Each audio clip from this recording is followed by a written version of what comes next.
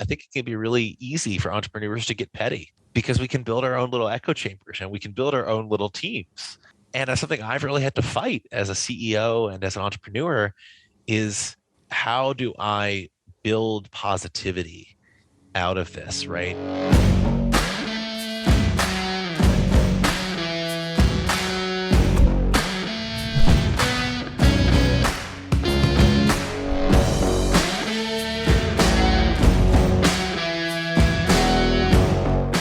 Spear and Clover podcast. I'm your host, Jason Skisik, as always. Today, I'm joined with my special guest, David Thomas Tao. David, how you doing today, buddy? I'm doing well, Jason. It's awesome to be on here. Love what you're doing with the podcast and building a new media brand. I know you're no stranger to building things. So really, really honored to be on here and excited to chat. Yeah, definitely. And, you know, we've met each other several times kind of in different passing, mostly around fitness and CrossFit, but I'm super excited to hear about what it is that you're doing, where it is you're coming from, because you've always sort of been an enigma to me. We really haven't spent a ton of time together. So this conversation, I'm not kidding, man. It's one that I've been really looking forward to. So, obviously the big project that you are currently involved in is BarBend. You're one of the co-founders of BarBend. Is that right? That's correct. Co-founder and CEO. And we're coming up on 6 years of BarBend, which is kind of mind blowing. Yeah, I remember we bumped into each other at the CrossFit games and you sat me down and you're like, let's catch up. And you're like, I'm going to do this thing. And I was like, wow, this sounds awesome. But it's great to see somebody take that thing and take their vision and really push it to the fruition. So tell us a little bit about what BarBend is and what it is who you serve. Sure. Yeah. So BarBend started I've always been interested, for a long time, I've been interested in fitness and strength sports, competed a bit, dabbled in a lot of different strength sports, weightlifting, CrossFit, you name it. And I always was a big fan, but I really thought there was a lack of a central resource. If you wanted to learn about weightlifting, you had to go to kind of the old Go Heavy forums. If you wanted to learn about powerlifting, you might go to T Nation. And if you wanted to learn about CrossFit, well, that was a very new sport at the time, but they kind of had their own media arm. But you kind of had to bounce around a lot. There was all this smattering. There's no home for strength online. And I was a digital media guy. I had a bit of a journalism background. And I thought it'd be really neat to kind of consolidate that and build a resource. The resource I always wanted. I was interested in feats of strength, expressions of strength training, and not just like at the super competitive level, but how can it impact anyone's life for the better?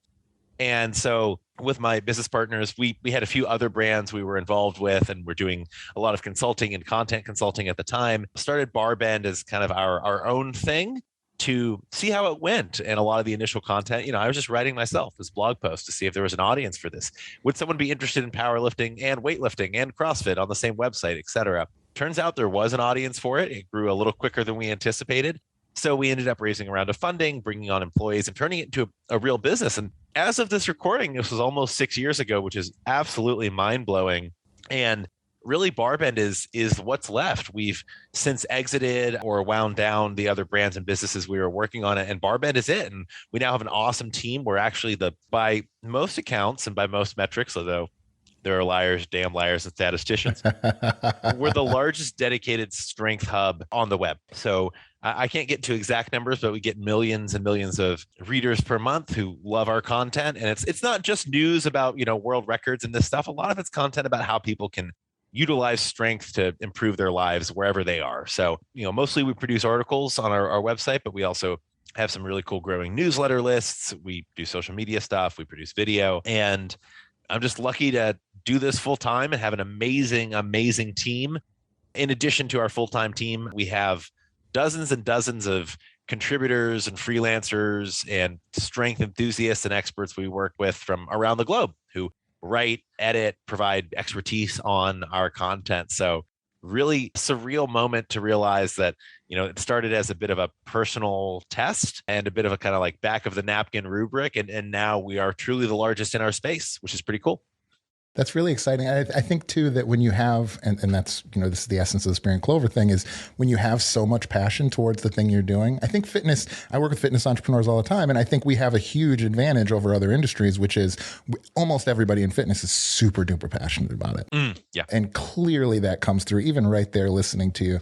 Well, again, I've known about your plan to build this, and I've watched it over the years, and I've been rooting for you quietly. I know we haven't talked much, but every time I see a video come up, get shared from BarBend, or every time I see your name on the byline of an article that I happen to be reading, or whatever it may be. So it's been really great to see, I always root for my friends to go out and build cool stuff. And you've definitely done that.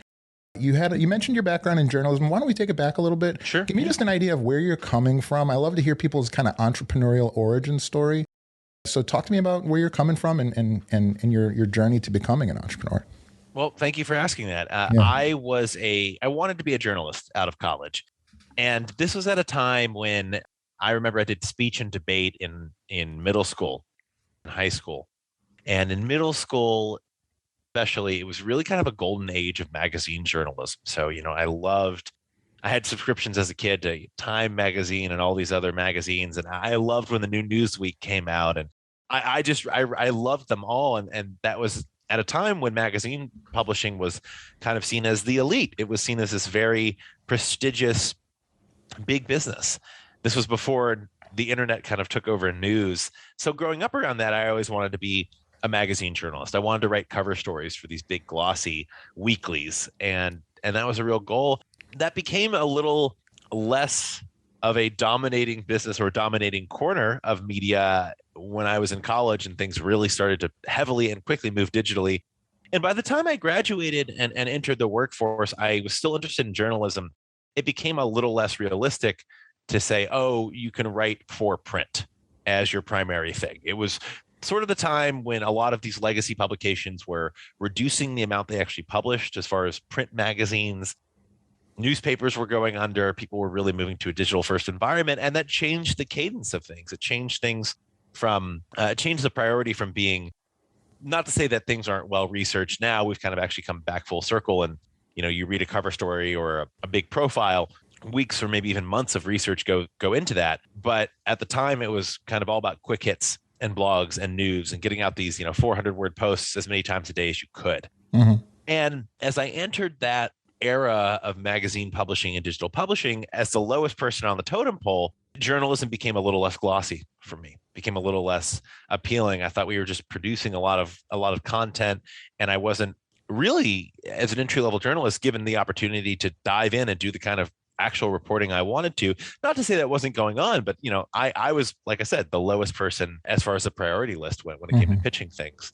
So I didn't stick around super long when it came to working for a lot of those legacy brands. And I really became interested in more specific community or audience oriented content. So that was at a time on the internet when, fitness enthusiasts were actually seeing that there were sites, many of them kind of personal blogs at first, popping up for them. Interest groups started getting a little bit more attention online. And that is what I gravitated more toward. Ended up working for a series of startups focused on that.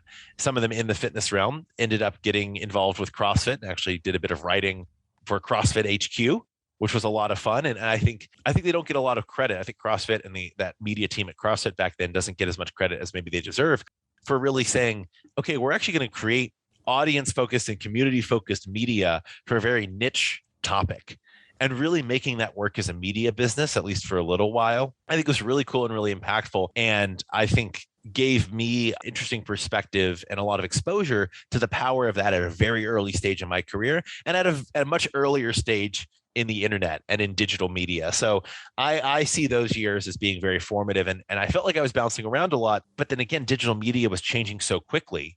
It was like, 1 week people are all in on Facebook video, and the next week the algorithm changes and companies have to pivot. Some companies go under and some make it. These were in the early days of BuzzFeed, right? It was a constantly changing landscape. So I've actually kind of compared war stories for people who were in media and digital content back then as well. And the rate at which they change jobs and positions and focuses, it actually makes my experience pale in comparison, right? So I thought I was doing the wrong thing and bouncing around and changing my focus and what I wanted to learn about and where I was working so frequently. But in the relative landscape, it actually wasn't that frequent, because I think everyone was going through that. And digital media was really trying to define what it was and what it would be for the coming decade around that time. That was a very long-winded answer of saying it was an exciting time. It was also a terrifying time. No one really knew what was going on. No one knew which platform to double down on. It felt very much like the Wild West, but online. Yeah, and there's so much that I have to follow up with that. I mean, for starters, for the record, I've been a member of or following BarBend for years. You guys never took that bait. It didn't seem like you guys have always put out real substantive quality journalism. God, this sounds like an ad, but it's not. I promise. I'm not being paid by David. I just like what he does. You guys, I've watched you guys grow organically in the form of my friends sharing the articles that came from your site. So to what extent was it difficult to, resist that allure?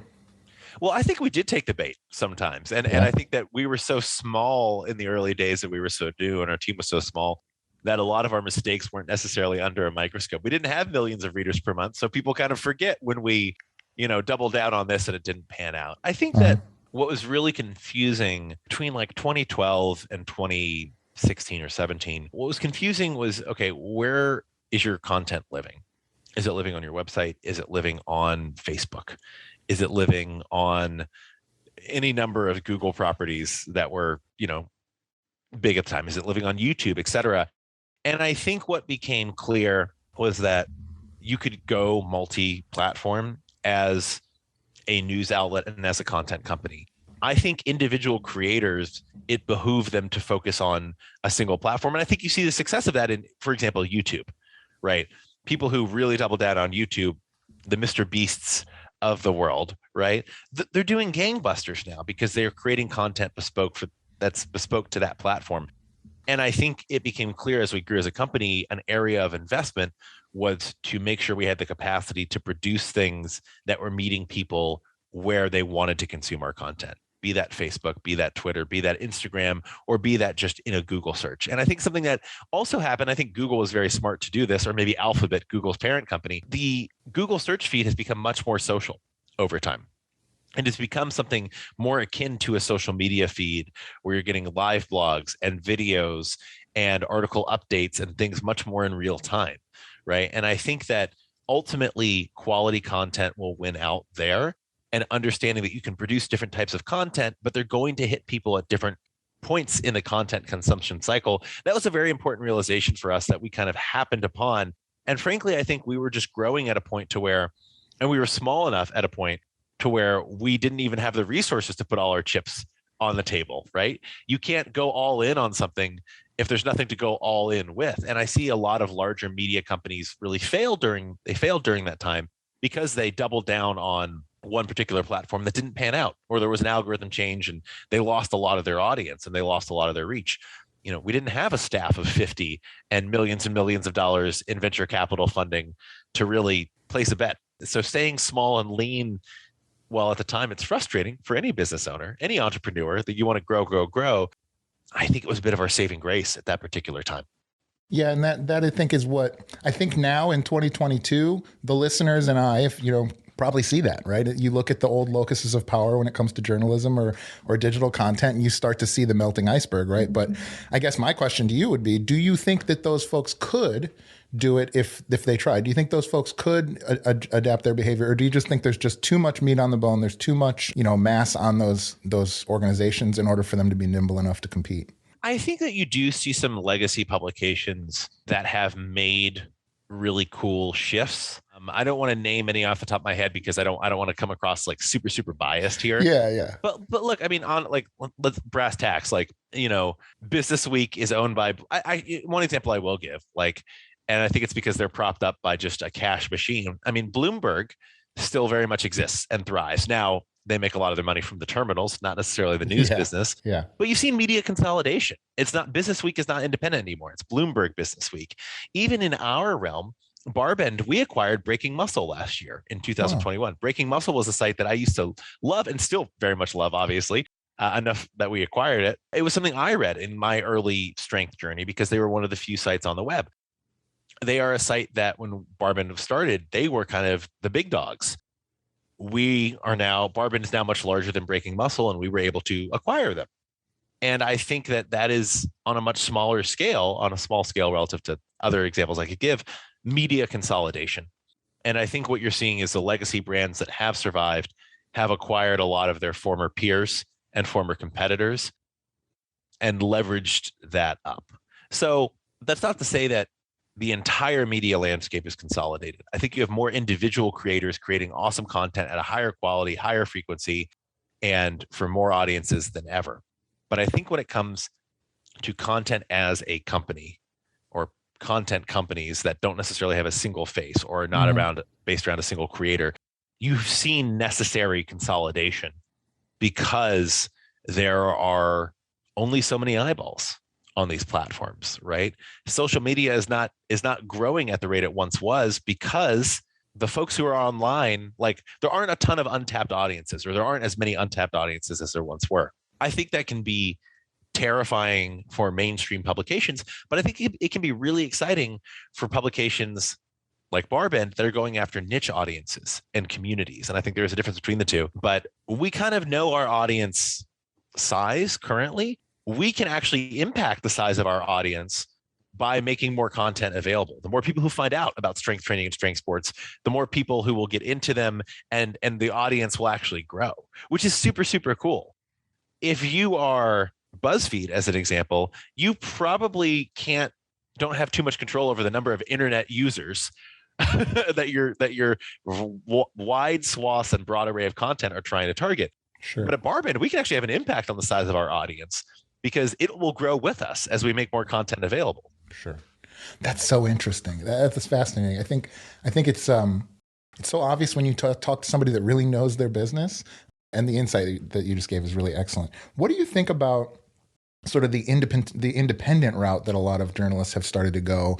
You see these folks kind of splintering off of the the legacy media stuff. What are your thoughts on that? Do you think that ends up with them glomming together and then just building new organizations, or what? Well, a very famous quote from a very good TV show is that time is a flat circle, right? And what is old is new again at a certain point.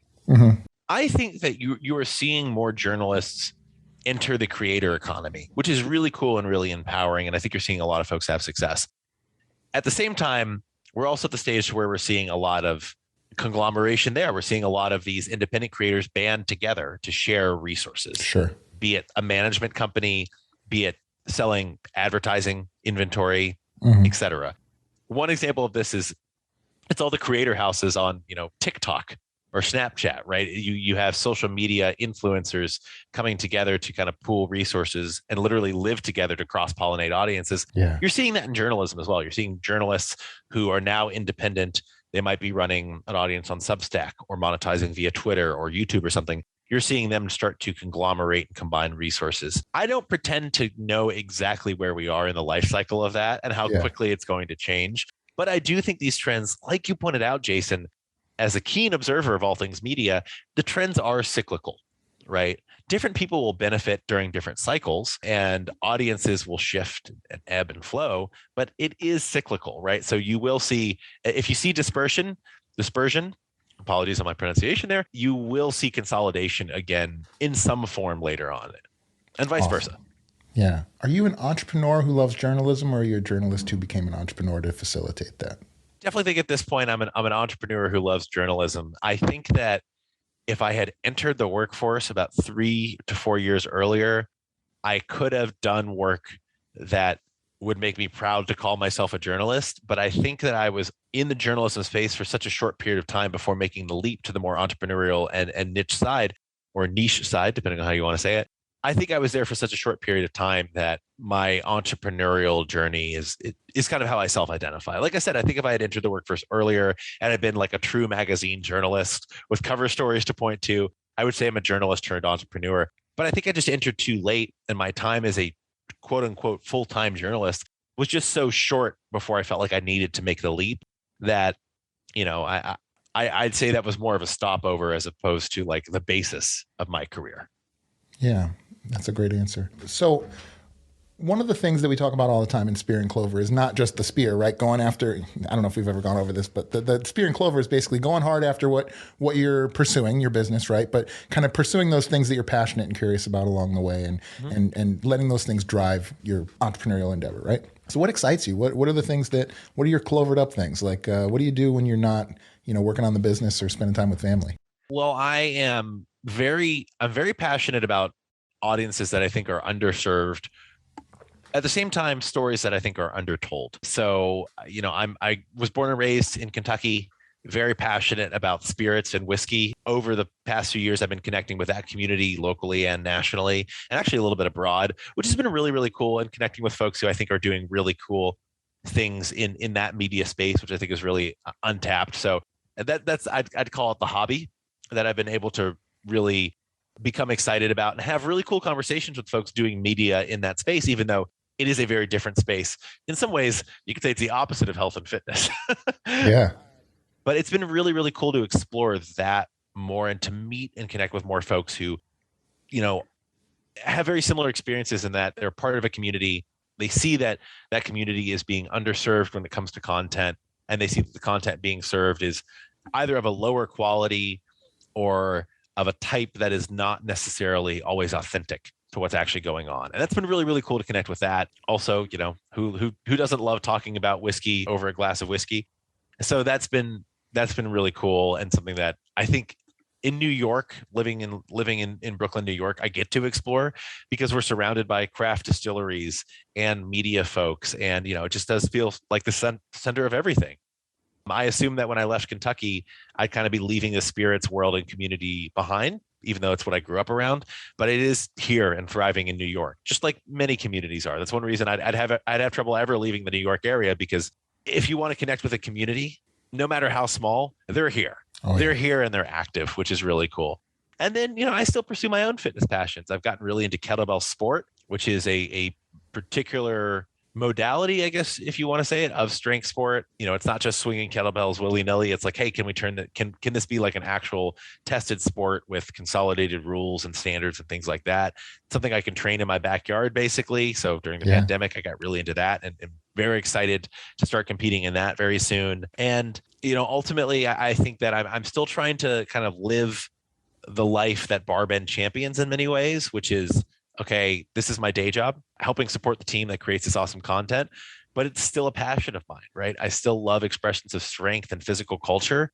Are there ways for me to explore that personally? Are there ways for me to connect with those communities and not just, I don't think it's homogenous at all in my personal life? Yeah. Right. So I still love going to events at local gyms and meeting trainers and people who I love exploring this stuff and connecting with them on a very personal level. And sometimes, I will show up at events and I won't even mention that I'm with BarBend until I absolutely have to, until someone like recognizes me, because I just like being there as an observer and as a participant, not necessarily as a business person whose job is in this space, although that's clearly, obviously something I can't get away from at a certain point. Yeah, I've owned a gym for years, and I worked as a consultant for brick and mortar gym owners. But every time I go to a gym, I just moved to a new area in the last year. It's the last thing that I want to tell somebody is that I own a gym and that I help gym owners. Today's show is brought to you by High Level CRM.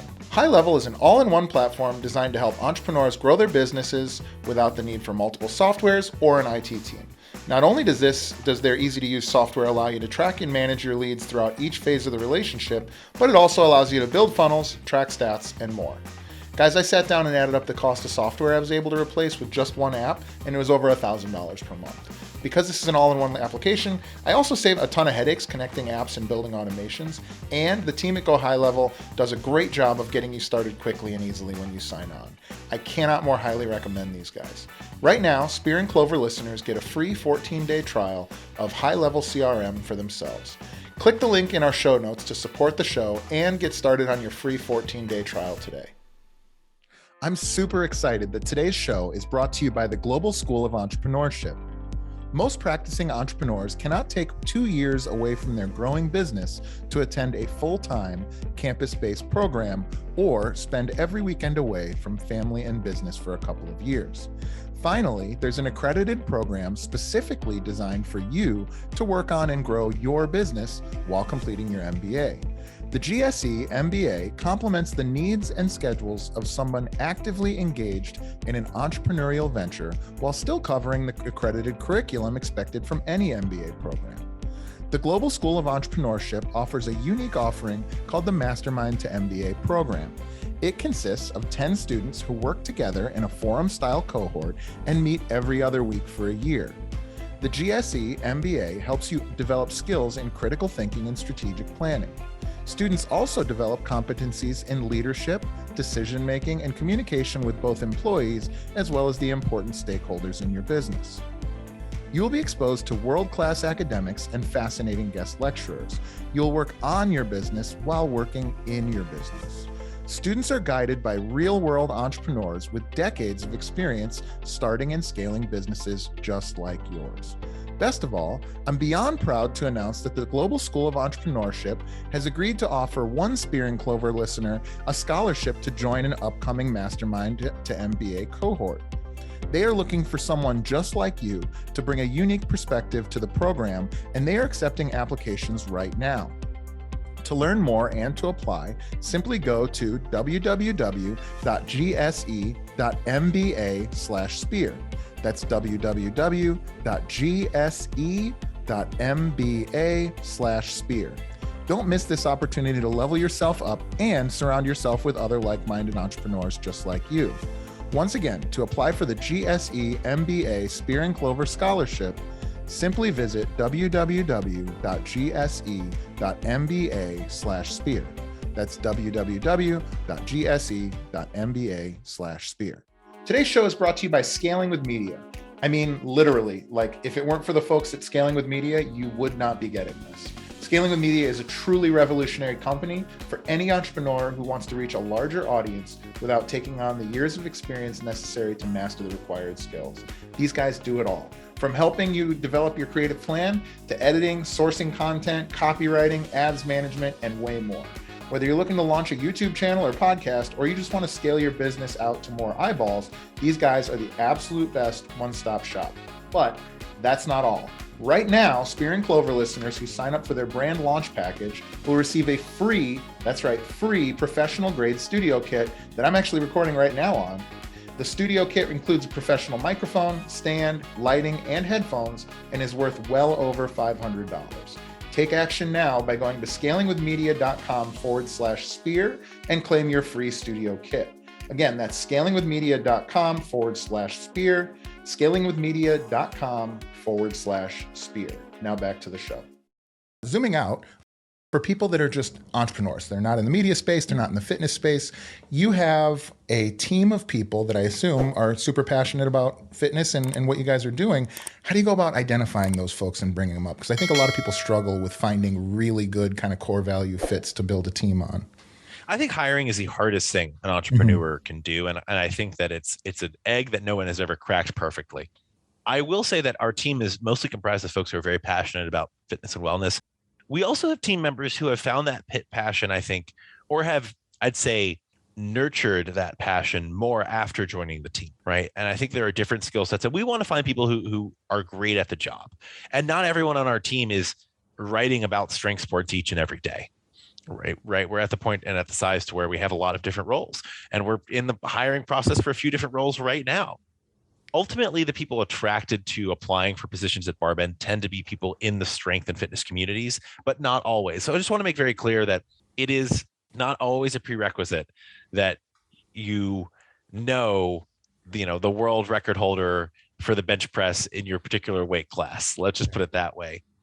But I do think that being so focused on a particular community or particular audiences, I think it's been a blessing and a curse when it comes to hiring, because ultimately some people really want to work for BarBend, right? If you want to create content in the space and you're passionate about the space, BarBend is a great place to work. And you don't have 20 other options as far as established companies, right? It's really only a handful. So when we do open up positions, we get very passionate individuals. At the same time, there's a little bit of inertia to overcome, or I could say a hurdle to overcome, because people who might want to take the leap and might be interested in working for BarBend and joining our team, they might think it's a little less prestigious because we are not 30 years old, and because we were never a print publication, and because we are so focused on a relatively small corner of content, right? If you grew up like me, dreaming of writing cover stories for Time magazine, working for a strength sports and strength training media outlet might seem like you're underselling yourself. I clearly don't think that's the case, right? Because we're reaching an enormous number of people and with content that I think can really impact them very positively every single day. But at the same time, we all have this mindset of like, okay, if it's a smaller audience, if it's niche, if it's focused, does that make it less prestigious? I think that over time we've shown that you can build a real business around this, right? We've been here for almost 6 years. By the time this podcast airs, I think we'll have crossed our 6-year anniversary. We're a real media business. People can make real careers in this, and I think BarBend's a great place to do it. So that said, I think it is a blessing and a curse. And I think something to keep in mind for entrepreneurs is that when you can leverage your passionate audiences and communities, but also understand that you might have to do a little selling in the hiring process in convincing people that it's okay to hitch their wagon to yours. How great is it to have a chip on your shoulder, though, being the little guy? I hope we never lose that. Yeah. I think it's just such a superpower. Yeah. At the same time, I think focusing that in a way that is positive and not vitriolic can be really tough. I think it can be really easy for entrepreneurs to get petty because we can build our own little echo chambers and we can build our own little teams. And that's something I've really had to fight as a CEO and as an entrepreneur is how do I build positivity out of this, right? I've had team members come to me in the past year and they have chips on their shoulders and they get really competitive in a way that I really want to buy into. And I want to say, yeah, we got to go after these folks. That's not the right framing, right? My job is to empower, and I would prefer to empower in a positive way, right? And I think that for so long, we felt like we were keeping up with the Joneses because we were kind of the new folks on the block in the strength world. We're not anymore. We're the opposite. We're the biggest dedicated brand in this realm, and now people are kind of coming after us. How do we encourage? How do we incubate? How do we leave no stone unturned, but not burn a lot of bridges all along the way? It's tough, and I've really been struggling. And I think having some success, but I will still struggle and fight with it to figure out how I can bring positivity to the team, but at the same time, not be complacent. What a tough balance that is to strike, Jason. What a tough balance. I could not agree more. It fuels me in everything that I've done. And it's so difficult to separate the poison from the medicine when it comes to that stuff. And I think the way to do it is to just look in the mirror as often as you possibly can and just ask, am I being petty? Am I being bitter? Or am I being constructive and demonstrating what my vision can really create? Right. And I think for the most part that has served me. I will tell you, I would rather err on the side of less competitive and more good than more competitive and potentially bitter and shitty, if that makes sense. I think we're also at privileged positions in our careers. We're not just starting off, right? Yeah. And I think it's easier to do that once you've either sold some companies or had some exits, had some windfalls, had some luck, found your mentors, whatever version of that it is, right? Whatever version of established or more established in a career you are. I think it's much easier to have that perspective. So what I would encourage people who are just getting started on their entrepreneurial journeys, I would encourage them to leverage the chips on their shoulders, but to understand that it's okay to get a little softer as you get older and to get a little more emotional maybe or empathetic as you get more or further along in your career, right? No matter what stage that is. That's something that I really celebrate and I think should be more celebrated across entrepreneurial communities, right? Yeah, I agree. Go ahead. Sorry. No, that's really it. That's really it. That's something that I think that I know has come up before on the Spear and Clover podcast, and I think will continue to be a theme in various expressions. And I know it's something that you, from listening to the show, are passionate about personally. And if there's one takeaway, I think that I would love folks to get from this podcast, is that it's okay for your mindset to shift. You can be an entrepreneur.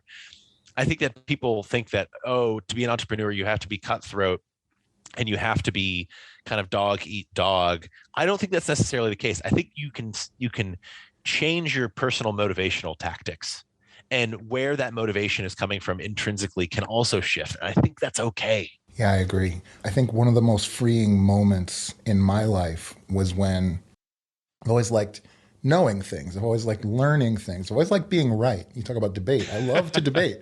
Bro, I'll take any side of any argument and I'd love to debate, right? But when I stopped needing to be right and started looking for the truth and just accepting it when it came to me, if it was my opinion, great. If it was your opinion, also great.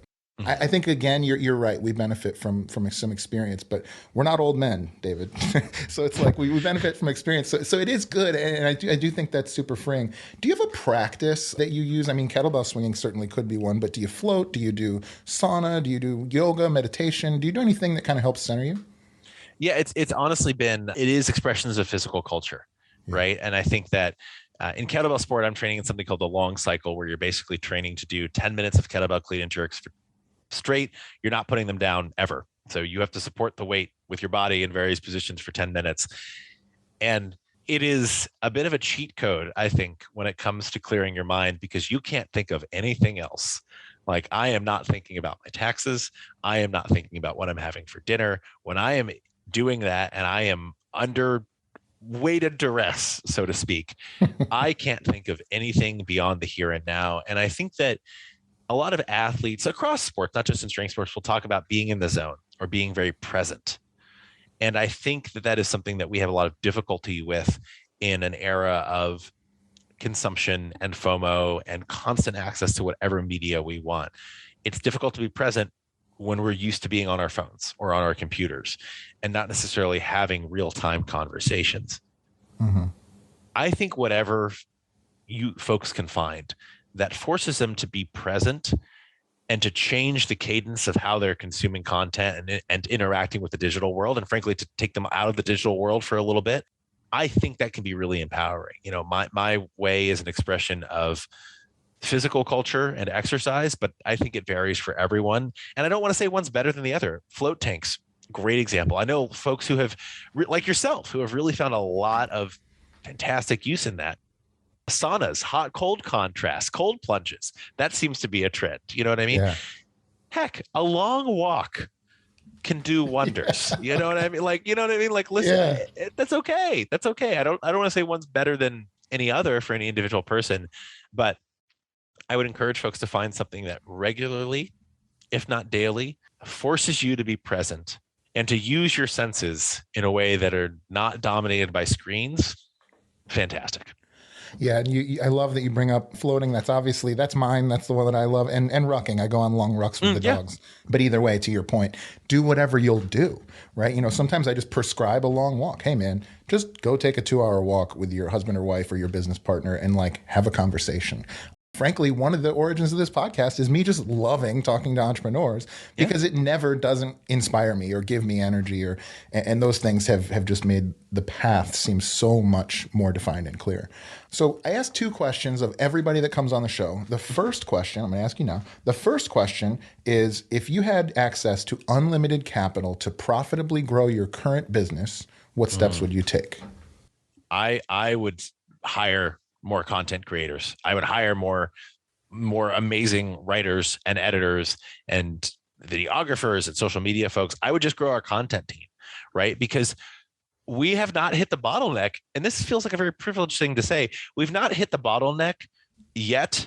Let me rephrase this. When we create more content, our audience grows. And we have not hit the point yet where creating more content does not pay dividends on growth. Right? We are not past the point of diminishing returns at all. So for me, the logical answer to that is I would just grow the number of folks we have producing content and increase the size of those teams. Because whenever we up our content production, our audience grows, the site does better, we make more revenue. That's just what it is. At the same time, BarBend has never taken on institutional capital, and I want to grow thoughtfully.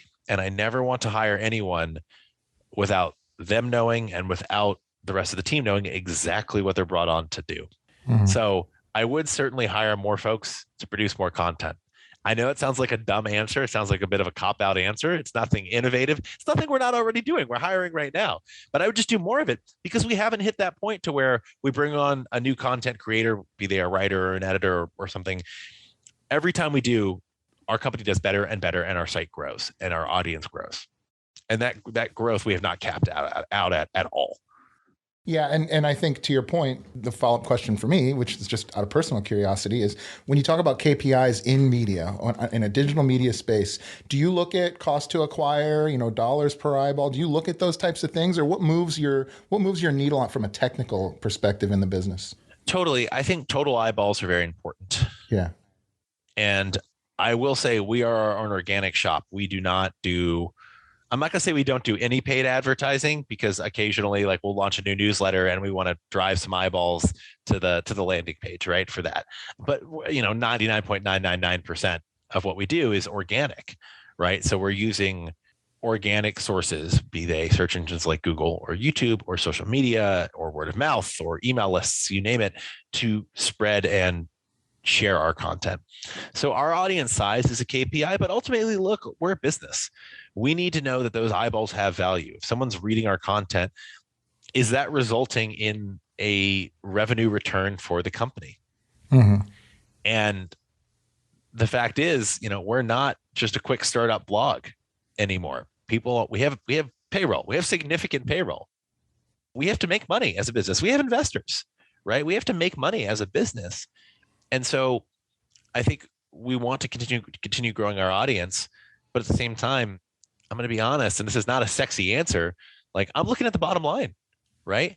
And if our audience or a particular type of audience growth is not impacting that bottom line in a positive way, we're going to change tactics, and we have before, right? Because of that. So it sounds kind of boring because it's easy to throw out all these metrics, views and users and time on page and bounce rate. And there's a lot. There are a lot of numbers you can put behind content, and they're all important to have an understanding of.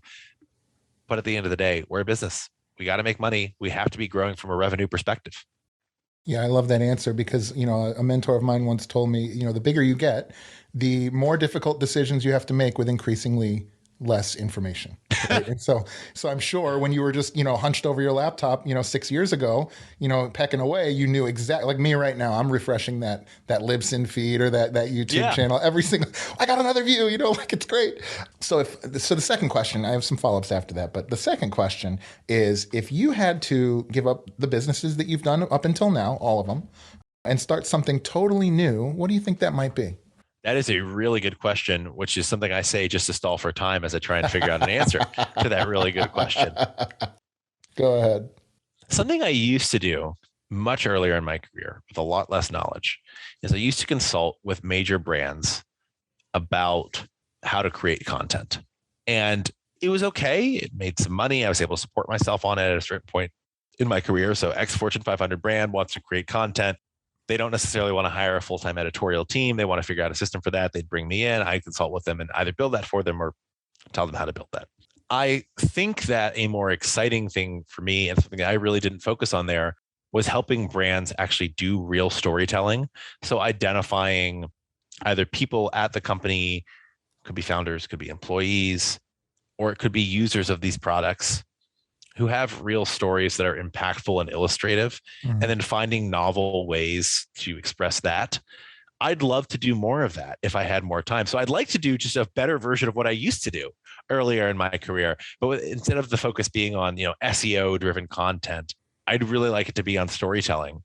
And I think you see fantastic brands that are great storytellers and have been for generations, and they've continued to thrive. Coca-Cola is a great example, right? Mm-hmm. They've been changing their storytelling, every few years for decades and decades, for lifetimes, and they've succeeded. Nintendo, fantastic storytelling. There are these brands, Nike, some of the best storytellers around, right? It's still a highly relevant brand. No one considers them old and busted these days, or at least not a lot of people do, because they're still so good at storytelling. And so I think that shows that storytelling is not necessarily about the newest and the most fresh. It's about finding actual authenticity and then leaning into it, which I think the bigger a company gets, the harder it is for them to do, which is why it's so impressive for these multinational, global, and public companies to be able to still do it. I would like to get involved in that ecosystem. You wipe everything else off the table. That would be really exciting to me. Yeah, and that's really exciting stuff because it's so difficult. And if you know the way, then you should do this because you'll be very wealthy. It's so difficult to walk in and at the middle of the map and give somebody directions. Oh, and my so goodness, when you go in and you want to talk to somebody about, let's say, for instance, telling their story, well, it has to go all the way back to like the founders and the core values and the mission of the company. And well, Jan's been working in the front office for 18 years. I mean, it could go so far in the other direction. That's a really difficult thing to sell to a lot of entrepreneurs that want to move quickly. Yeah.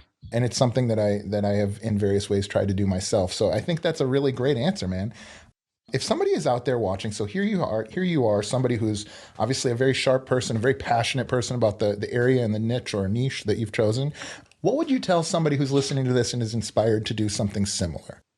What would you recommend to somebody that wanted to build a digital marketing, or I'm sorry, digital platform for the thing that they're super passionate about based on your experience?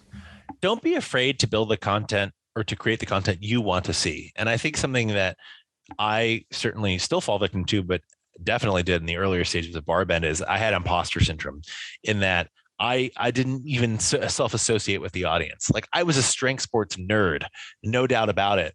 But then I had difficulty believing that the content I wanted to see and it would envision in my head is the content that other people wanted to see. If you're a member of a community, don't be afraid to lean into that, and don't be afraid to create the kind of content that you want to see. That's something I've thought a lot about, and that's maybe the most concise answer I'll give today, because I truly believe it. Wow. Yeah. Well, David, thank you so much for coming on. This has been a really great conversation, as I expected it would be. We'd love to have you back anytime. If there's ever anything you have going on, how can people find you? How can people reach you socially? What's the website address? Everything. Give us what you got. Well, for BarBend, barbend.com, BARBEND. That will probably remain the best URL I'll ever buy for $7 or whatever it was years ago. Still can't believe it was available at the time. Yeah. And, check us out on social media. Check us out at barbend.com. I am much more personally boring, but on Twitter, I'm at D_TAO, at D_Tao, Instagram at David Thomas Tao. And I love hearing from folks, right? I absolutely love hearing from our podcast listeners. I love hearing from our readers. So, check out BarBend. Feel free to ping me on social media. I would love to hear from you. And Jason, before I leave, thank you for this opportunity. It's a fantastic excuse, by the way, not that we really needed one, to catch up and to learn a little bit more about you and what you're building. And I just really appreciate the opportunity because of multiple reasons, I should say. Awesome. Well, thank you so much, David. I appreciate your time. Thank you guys so much for watching or listening to the show. If you enjoyed the show, please don't forget to show us some love by liking, rating, and subscribing so we can keep making more and better content. If you'd like to support the show and get a great additional content like exclusive shows and even live group masterminds, please head over to patreon.com/Spear and Clover to become a member of the tribe. If you're interested in learning more about how we help entrepreneurs, visit spearandclover.com or message us on any of our platforms. Thanks again, and we'll see you soon.